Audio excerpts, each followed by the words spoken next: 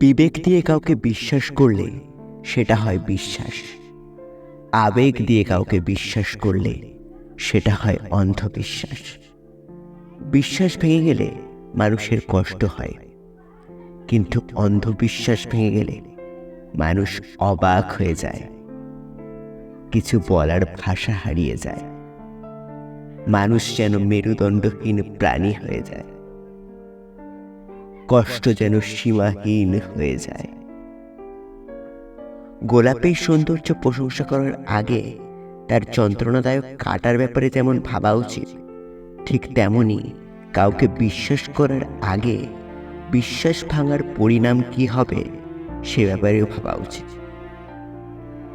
এক হাঁড়ি দুধ নষ্ট করাতে যেমন এক ফোঁটা লেবুর রস যথেষ্ট, ঠিক তেমনি বিশ্বস্ততা নষ্ট করাতে হালকা একটু সন্দেহ করানোটাই যথেষ্ট। বিশ্বাস একটা অদ্ভুত জিনিস। কাউকে বিশ্বাস না করে মানুষ যেমন পথ চলতে পারে না, আবার বিশ্বাস ভেঙে যাওয়ার কষ্টকেও মানুষ মানতে পারে না।